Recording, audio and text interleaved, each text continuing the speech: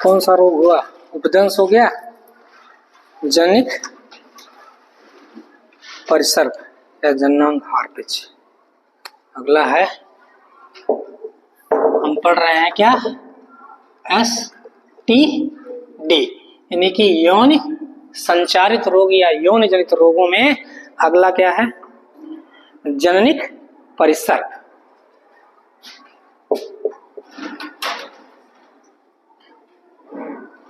जननिक परिसर्प,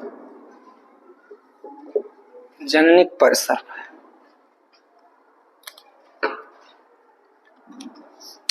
या जननांगों का हार्पिज रोग भी कहते हैं इसको।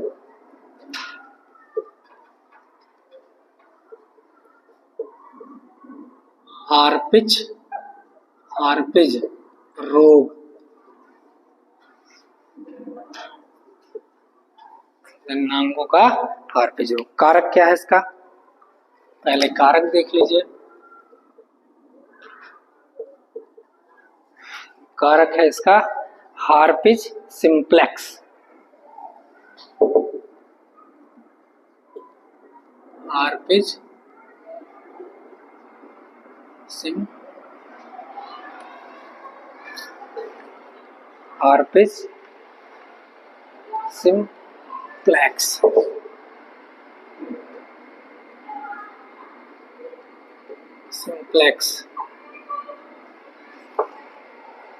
हार्पिज सिंप्लेक्स विषाणु सेकंड।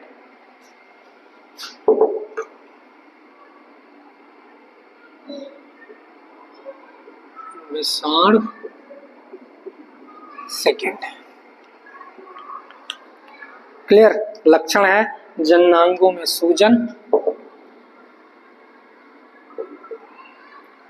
जननांगों में सूजन हो जाती है, सूजन हो जाता है, जननांगों में सूजन हो जाता है, जननांगों में पीड़ा, नांगों में पीड़ा होना, जननांगों में पीड़ा होना, जननांगों पर घाव,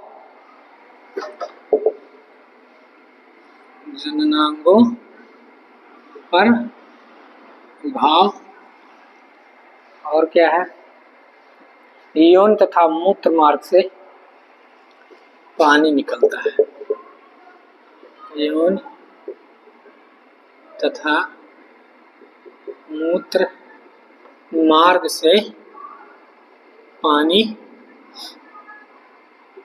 निकलता है।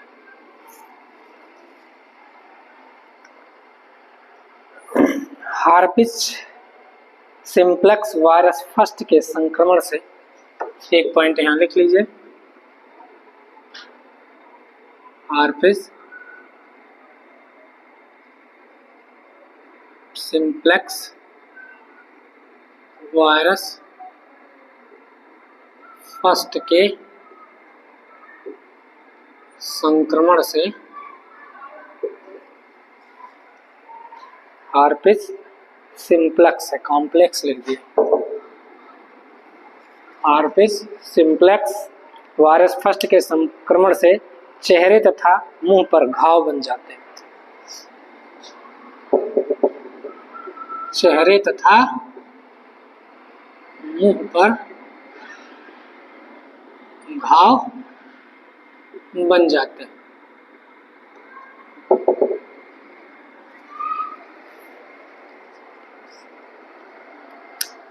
उपचार,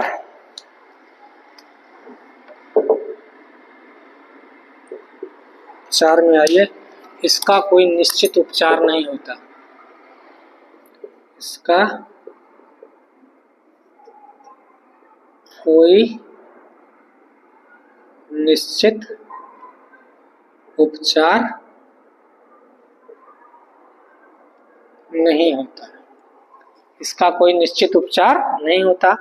एसाइक्लोर नामक दवा से लाभ होता है, एसाइक्लोर नामक दवा से लाभ होता है। क्लियर?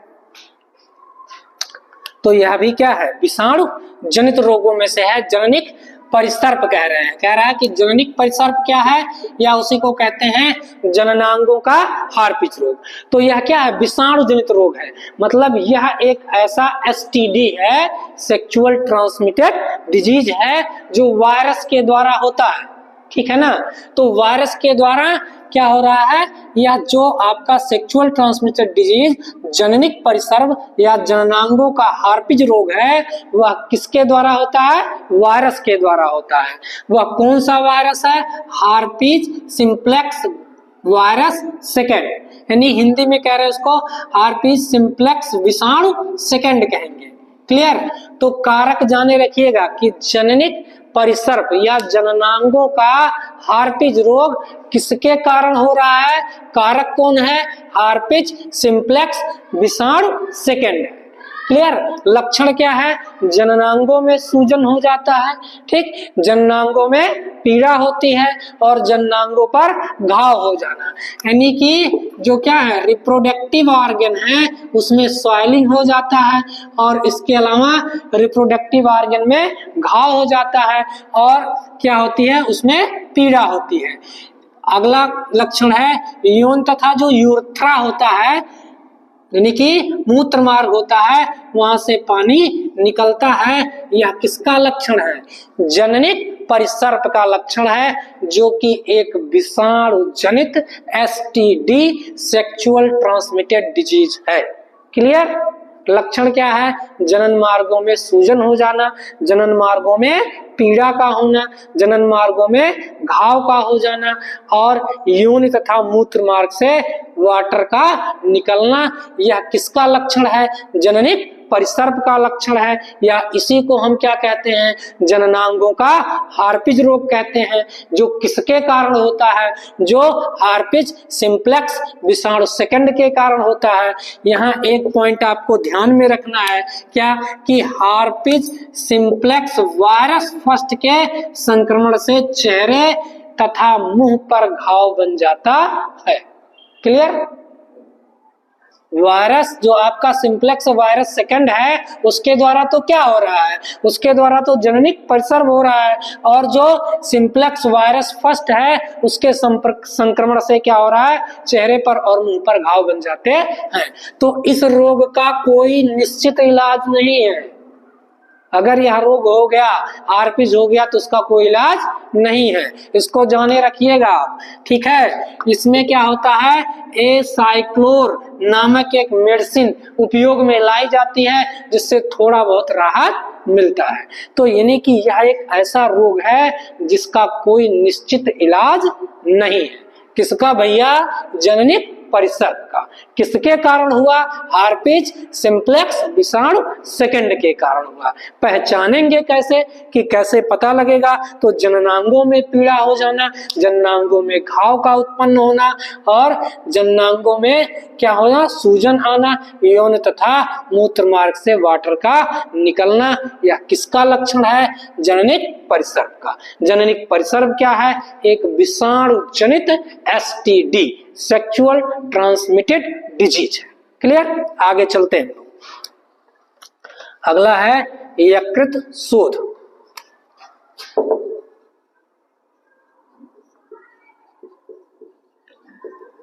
यकृत शोथ, इसी को कहते हैं हेपेटाइटिस।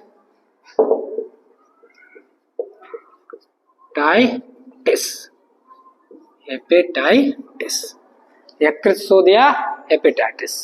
रोग जनक कौन है इसका, रोग जनक यानी कारक कहते हैं रोग जनक को।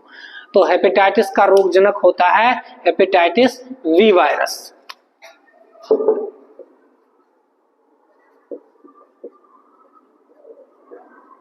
हेपेटाइटिस वी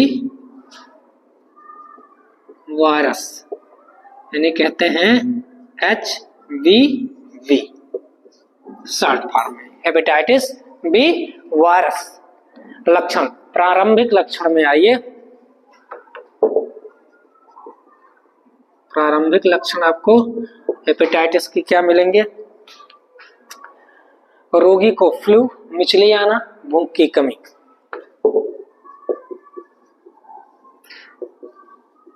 फ्लू, मिचली आना,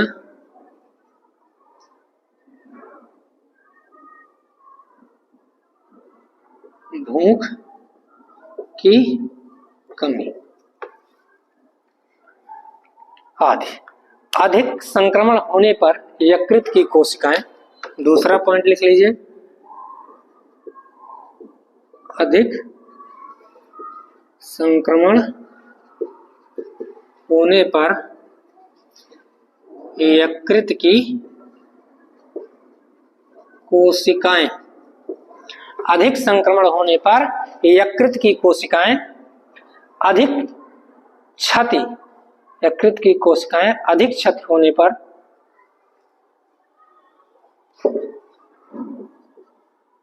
अधिक क्षति होने पर अधिक क्षति होने पर पीत ज्वर यानी जॉन्डिस हो जाता है। क्या हो जाता है? पीत ज्वर, इसको कहते हैं जॉन्डिस, जॉन्डिस हो जाता है।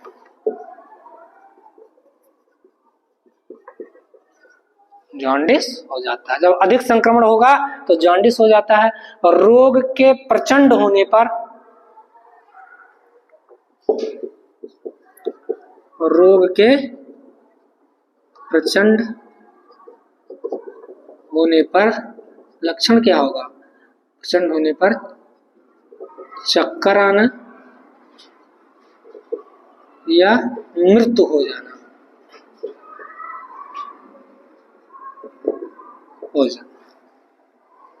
चक्कर आना या मृत्यु हो जाना। चक्कर आना या मृत्यु हो जाना, कि चक्कर आना या मृत्यु भी हो सकता है। उपचार क्या है? इस रोग के लिए कोई विशेष औषधि नहीं है। उपचार, इस रोग के लिए कोई विशेष औषधि नहीं है। इस रोग के लिए कोई विशेष औषधि नहीं है। हेपेटाइटिस बी के लिए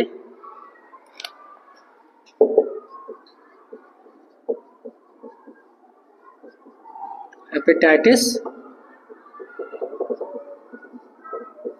बी के लिए हेपेटाइटिस बी के लिए एचवी वैक्सीन तैयार हो चुकी है। एचवी वैक्सीन तैयार हो चुकी है। जो हेपेटाइटिस बी है उसके लिए एक वैक्सीन तैयार की गई है, एचवी वैक्सीन। क्लियर? तो यकृत शोध, यह भी क्या है? यकृत शोध भी एक क्या है? एसटीडी, सेक्सुअल ट्रांसमिटेड डिजीज के अंतर्गत यह भी आता है। रोगजनक इसका भी वायरस होगा। देखिए, यह भी विषाणुओं के द्वारा होता है, यह भी विषाणुओं के द्वारा होता है। ठीक, रोगजनक कौन है, यानी कि कारक कौन है? Hepatitis B virus, short form में कहते हैं HBV। HBV कहते हैं किसका? यकृत शोध यानी हेपेटाइटिस का। तो हेपेटाइटिस का रोगजनक होता है हेपेटाइटिस बी वायरस। प्रारंभिक लक्षण इसके क्या हैं? रोगी को फ्लू हो जाएगा, मिचली आएगा और भूख की कमी, यानी जब भूखिया नाई लागी और दौड़ दौड़ उल्टियां महसूस हुई, ठीक है, और फ्लू का हो जाना, तब आप जानिए कि ये लक्षण किसके हैं? हेपेटाइटिस के हैं। ठीक, तो ये क्या है? शुरुआती लक्षण है। इसको क्या कहते हैं? शुरुआती लक्षण। प्रारंभ में अगर आपको हेपेटाइटिस हो रहा है तो भूख की कमी हो जाएगी, यानी कि भूख नहीं लगेगा, जी मिचलाएगा और फ्लू हो जाना। अधिक संक्रमण होने पर क्या होगा? यकृत की कोशिकाएं अधिक क्षतिग्रस्त हो जाती हैं। तो जब अधिक संक्रमण होगा तो यकृत कोशिकाएं क्या होती हैं? लीवर की जो कोशिकाएं होंगी, सेल होंगी, अधिक क्षतिग्रस्त होंगी, जिससे कि क्या हो जाएगा? जॉन्डिस हो जाएगा। क्या हो जाता है? जॉन्डिस। काओ कहते हैं जॉन्डिस का? पीलिया कहते हैं। कहते नहीं हो देखो अखिया कुल पियर पियर दिखाती हो तो यार, तो का हो गया? जॉन्डिस हो गया। ठीक है, तो कह रहा है कि जब क्या होगा कि अधिक संक्रमण हो जाएगा तो उस कंडीशन पे क्या हो जाएगा कि जॉन्डिस हो जाएगा। अधिक संक्रमण होने के कारण जॉन्डिस हो जाएगा और रोग के प्रचंड होने पर क्या हो जाता है कि चक्कर का आना और कभी कभी क्या होता है? मृत्यु भी हो जाता है। यह जो जॉन्डिस अगर बहुत हाई लेवल पर हो जाएगा जॉन्डिस, उस कंडीशन में पेशेंट की क्या हो जाती है? डेथ हो जाती है। आपने सुना होगा कि फलाने आदमी जॉन्डिस बह रहा मर गए, कहते नहीं कि हो देखो जॉन्डिस है बह रहा मर गए। तो अचानक नहीं हुआ होगा, पहले प्रारंभिक लक्षण हुआ होगा, मतलब फर्स्ट स्टेज, सेकंड स्टेज, और जब तीसरे स्टेज में प्रचंड हो गया तब क्या हो गया? गोबेंड गान हो गया। तो इसीलिए प्राइमरी स्टेज में ही क्या करना है? आप जैसे इस तरीके का लक्षण हो तैसे आपको डॉक्टर के पास पहुंच जाना है। तो जब जाने रहेंगे लक्षण तब आप डॉक्टर के पास पहुंचेंगे। तो कह रहा है अधिक संक्रमण होने पर यकृत कोशिकाएं क्षतिग्रस्त हो जाती हैं, जिससे कि जॉन्डिस हो जाता है। और रोग के प्रचंड होने पर चक्कर का आना, बहुत ज्यादा अगर रोग का संक्रमण हो गया तो क्या आएगा? चक्कर आएगा और कभी कभी इस कंडीशन में मृत्यु भी हो सकती है। उपचार, इस रोग के लिए कोई विशेष औषधि नहीं बनी है, यानी कि कोई विशेष उपचार इसका नहीं है। हेपेटाइटिस बी नाम तो आपने सुना होगा, हेपेटाइटिस बी का। तो हेपेटाइटिस बी के लिए एचवी वैक्सीन तैयार की जा चुकी है, वैक्सीनेशन किया जाता है और उस वैक्सीनेशन में हेपेटाइटिस बी के लिए वैक्सीन लगाई जाती है, एचवी वैक्सीन। ठीक, तो एचवी वैक्सीन लगा करके इससे बचा जा सकता है, क्योंकि शरीर में तब इसके अगेंस्ट क्या हो जाएंगे? प्रतिजन तैयार हो जाएंगे, और जब इसका वायरस बॉडी पर आक्रमण करेगा तो वह उसको किल करने का काम करेंगे। क्लियर हुआ? तो आप याद रखिएगा, यकृत शोध भैया हेपेटाइटिस कहते हैं। रोगजनक कौन हुआ? हेपेटाइटिस बी वायरस है। रोगजनक कौन है? हेपेटाइटिस बी वायरस है। प्रारंभिक लक्षण क्या है? प्रारंभिक लक्षण फ्लू हो जाना और क्या हो जाना? और मिचली आना और भूख की कमी, मतलब भूख ना लगना। अधिक संक्रमण होने पर जॉन्डिस का हो जाना, ज्यादा संक्रमण हो जाएगा, प्रचंड हेपेटाइटिस हो जाए तो चक्कर आएगा बार बार और कभी कभी रोगी की क्या हो जाती है?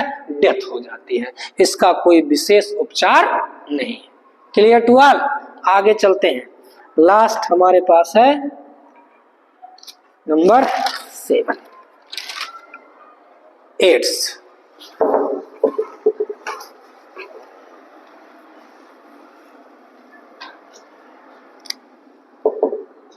AIDS नाम है, एड्स। ठीक है, कारक,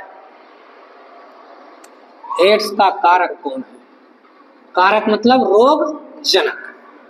तो एड्स का कारक है, यह रोग रेट्रोवायरस की श्रेणी के, यह रोग रेट्रोवायरस के श्रेणी के, रेट्रोवायरस के श्रेणी के विषाणु के संक्रमण से उत्पन्न होता है।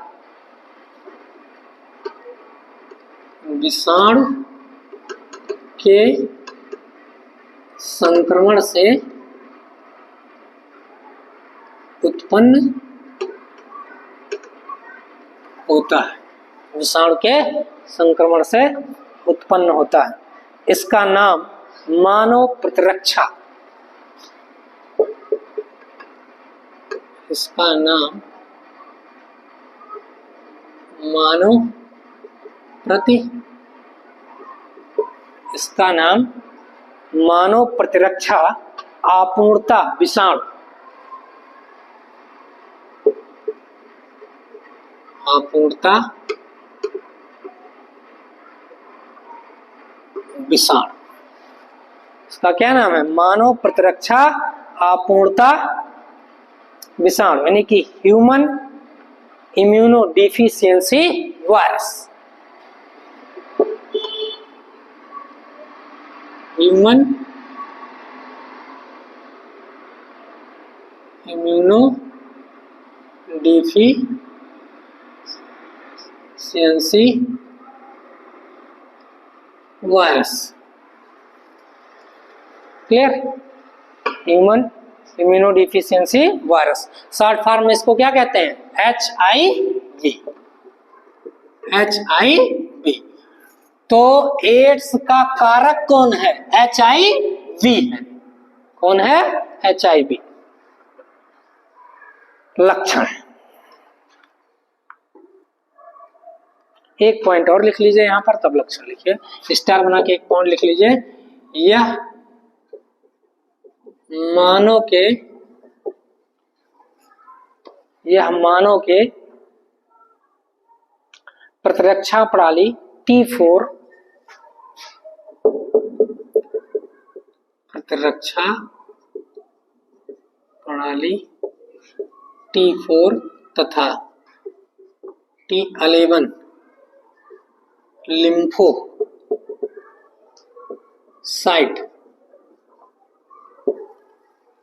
T4 तथा T11 लिम्फोसाइट को नष्ट कर देता है।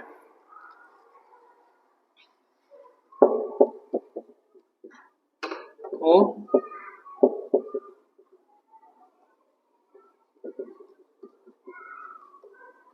नष्ट कर देता है।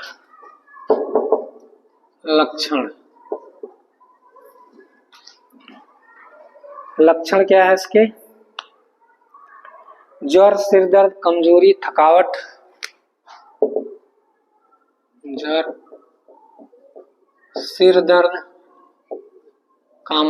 कमजोरी, थकावट, खांसी,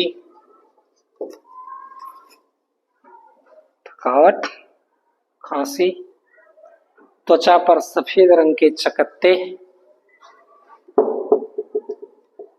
त्वचा पर सफेद रंग के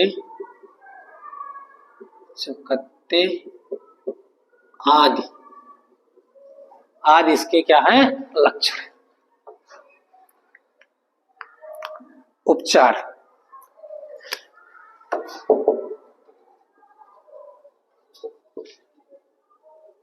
इसका कोई विशेष उपचार नहीं, इसका कोई विशेष उपचार नहीं है। HIV विषाणु के परीक्षण की विधियां,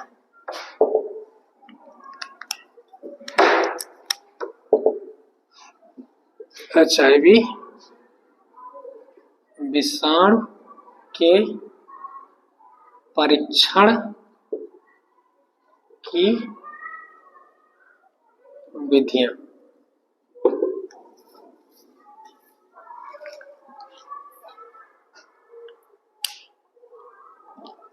इसमें लिख लीजिए, HIV विषाणु के मानव शरीर में आने के,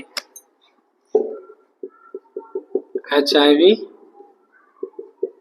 विषाणु के मानव के शरीर में आने के, मानव के शरीर में आने के लगभग 6 वीक से 3 माह तक, लगभग 6 वीक से 3 मंथ, यानी कि 3 माह तक इसका परीक्षण नहीं किया जा सकता, इसका परीक्षण नहीं किया जा सकता, इसका परीक्षण नहीं किया जा सकता। 3 माह के बाद HIV विषाणु, 3 माह के बाद HIV विषाणु, 3 माह के बाद HIV विषाणु एलिसा टेस्ट से, किसके द्वारा?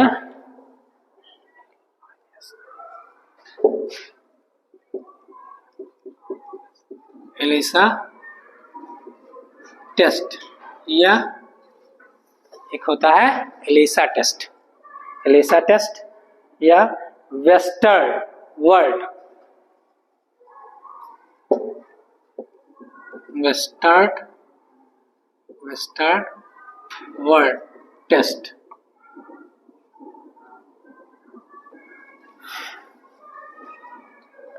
वेस्टर्न है, सही कर लीजिए, western world, western world test.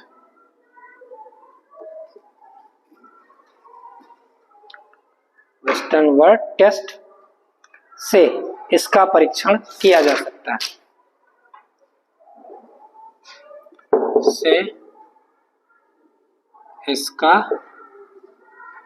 परीक्षण किया जा सकता है। क्लियर?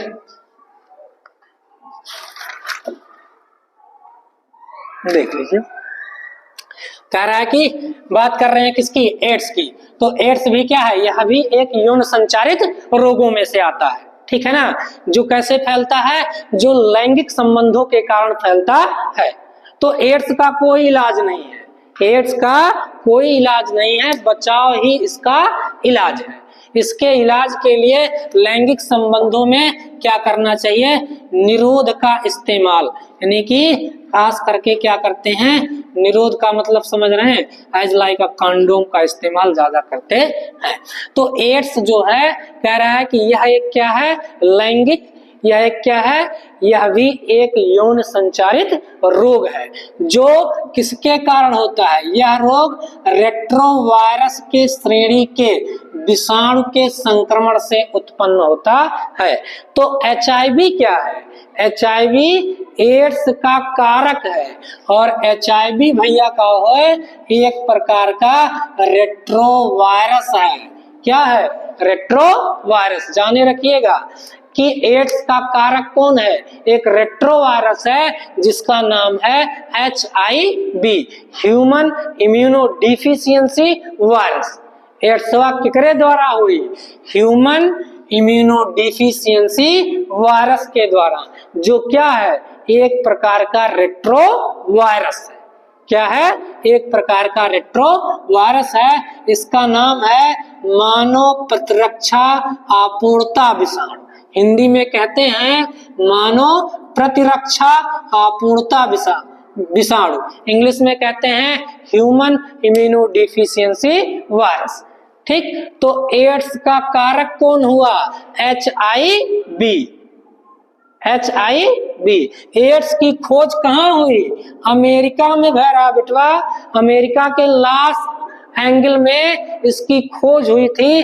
उन व्यक्तियों में इसकी खोज हुई जो त्वचा और निमोनिया कैंसर से पीड़ित थे। तो जब उनका अध्ययन किया गया, तब देखा गया कि उनमें मानव प्रतिरक्षा आपूर्ता, यानी कि उनका इम्यूनो सिस्टम वीक है। चेक करने पर पता लगा कि ह्यूमन इम्यूनोडिफिशियंसी वायरस के कारण यह प्रक्रिया हो रही है।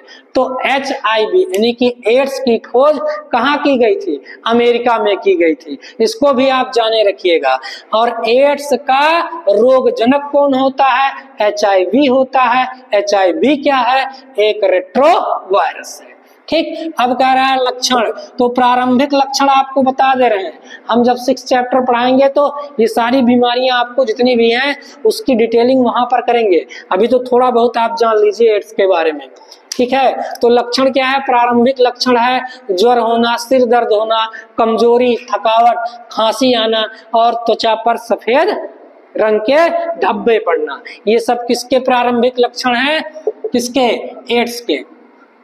ठीक, ध्यान देने की बात यह है कि इसका कोई भी इलाज संभव नहीं है, सुरक्षा ही बचाव है। और यह भी पूछा जाता है, बहुत पूछा जाता है बोर्ड की परीक्षा में, कि बताइए HIV विषाणु का परीक्षण किन विधियों के द्वारा किया जाता है? तो दो विधियों के द्वारा किया जाता है, एक तो एलिसा टेस्ट और एक वेस्टर्न ब्लॉट टेस्ट के द्वारा किसका परीक्षण किया जाता है? एड्स का परीक्षण किया जाता है, जाने रखिएगा। लेकिन यह भी जानिए कि HIV विषाणु के मानव के शरीर में आने के लगभग 6 सप्ताह से 3 माह इसका परीक्षण नहीं किया जा सकता है, क्योंकि उसमें कोई लक्षण नहीं मिलेगा। बहुत चालाक वायरस है, जब पूरी तरह से बॉडी में फैल जाएगा तब लक्षण देगा अपना, समझत हो ना। तो चोर टाइप को वायरस हुए जैसे कोनो लड़के बहुत चुप्पा टाइप का होते, किसी आदमी देखे ना चुप्पा टाइप का है, तो ये चुप्पा टाइप का बीमारी हो। कह रहा देखिए HIV विषाणु के मानव शरीर में आने के लगभग 6 वीक से 3 माह, यानी कि 6 सप्ताह से 3 माह इसका परीक्षण नहीं किया जा सकता, क्योंकि इस बीच इसका परीक्षण करेंगे तो कोई भी क्या होगा? लक्षण आपको दिखाई नहीं देगा। तो इसका परीक्षण कब किया जा सकता है? 3 माह। मान लो आज या कोनो ह्यूमन हो, इसके बॉडी में आज HIV यानी कि एड्स के जो विषाणु है HIV आज इंटर कर गए, तो परीक्षण कब होगा? 3 महीने के बाद, समझ रहे हैं ना। तो 3 महीने के बाद लक्षण दिखाई देगा। आज बॉडी में गया तो लक्षण कब दिखाई देगा? 3 महीने बाद। कैसे फैलता है? लैंगिक संबंध बनाने से फैलता है। ठीक, पहला पॉइंट। दूसरा पॉइंट, यह केवल लैंगिक संबंध बनाने से नहीं फैलता है, ब्लड का जो है ट्रांसफर होगा, यानी कि रुधिर चढ़ाने पर भी। या आपने देखा होगा कि सेविंग कराने से भी क्या हो जाता है? आप सेविंग कराने का मतलब दाढ़ी बनवाएंगे, मान लीजिए दुकान पर दाढ़ी बनवा रहा है कोई व्यक्ति जिसको कि क्या है? एड्स है, तो अगर उसकी दाढ़ी कट गई, उसी ब्लेड से किसी दूसरे व्यक्ति को बना दिया गया, उसका भी दाढ़ी कट गया, तो का HIV हो जाएगा। किसी मदर को HIV है, वह अपने शिशु को दूध पिलाएगी, तो उस शिशु को क्या हो सकता है? HIV हो जाएगा, क्योंकि जब तक रुधिर नहीं जाएगा तब तक HIV नहीं होगा। HIV मतलब एड्स जो है वो साथ रहने, खाने, बैठने, उठने से किसी व्यक्ति को एड्स नहीं हो सकता है, क्योंकि एड्स एक संक्रामक बीमारी नहीं है। यह कैसे फैलता है? इसके फैलने के निम्न कारण हैं। इंजेक्शन के सुइयों के द्वारा, या ऐसे लोग जो मादक द्रव्य लेते हैं और उसी सुई से, हर आदमी 4-6 लोग हैं, सब लोग उसी से क्या कर रहे हैं? मादक द्रव्य, हेरोइन ड्रग्स ले रहे हैं, तो उस कंडीशन में उन सबको एड्स हो सकता है। तो इंजेक्शन की सुइयों के द्वारा या रुधिर आदान के द्वारा भी क्या हो सकता है? किसी भी अब HIV से पीड़ित, एड्स से पीड़ित किसी व्यक्ति का रुधिर किसी स्वस्थ व्यक्ति को चढ़ा दिया जाएगा तो क्या हो जाएगा? उसको भी एड्स हो जाएगा। समझ रहे हैं ना।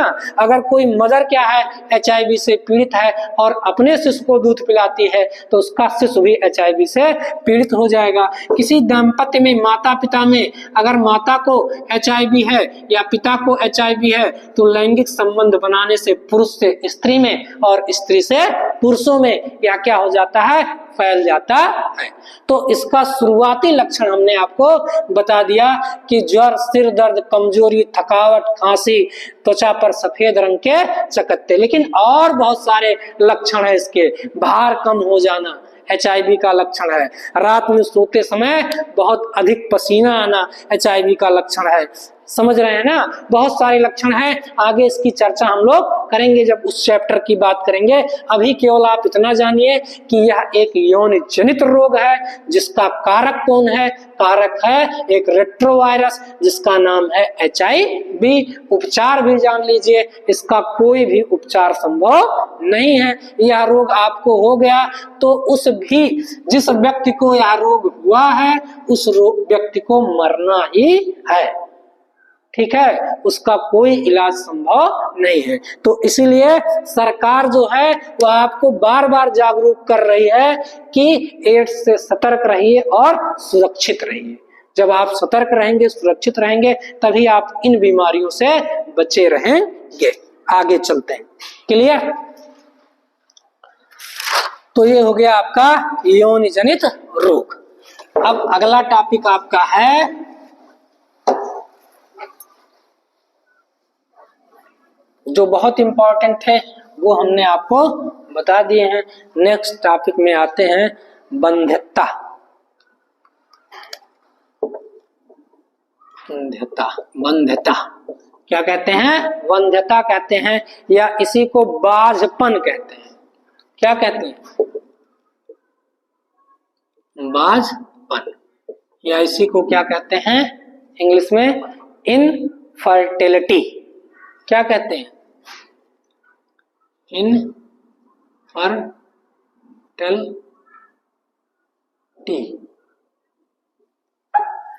इनफर्टिलिटी, ठीक है। तो देखिए, गर्भ धारण के लिए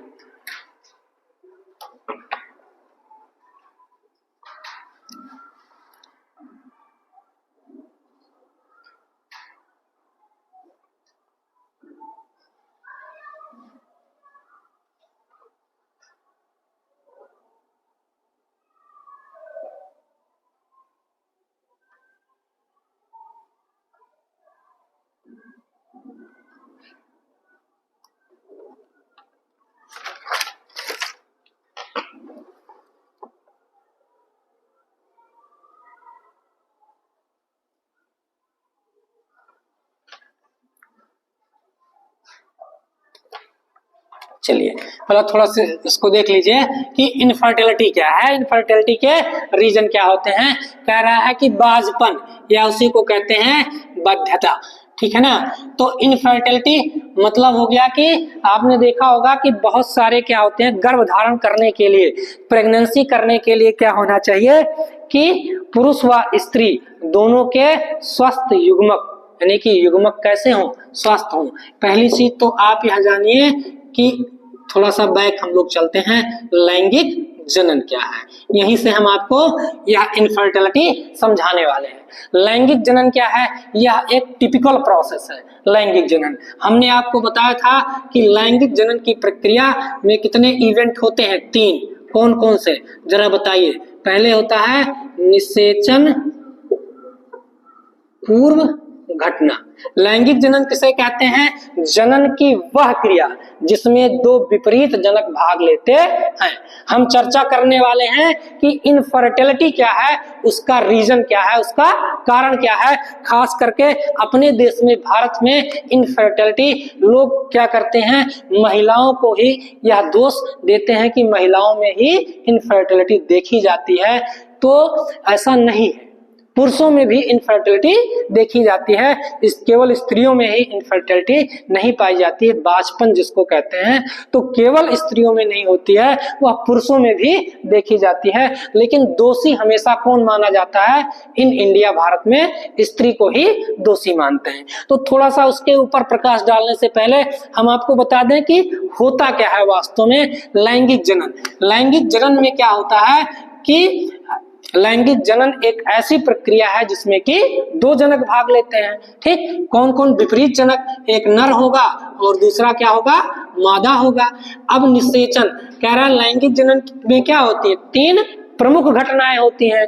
पहला है निषेचन पूर्व घटना, कहते हैं इसको क्या? निषेचन पूर्व घटना। तो प्री फर्टिलाइजेशन इवेंट कहते हैं। दूसरा है निषेचन, ठीक, दूसरा क्या है? निषेचन है, इसको कहते हैं फर्टिलाइजेशन, समझिएगा। और तीसरा है निषेचन पश्च घटना, निषेचन पश्च घटना, इसको कहते हैं पोस्ट फर्टिलाइजेशन इवेंट।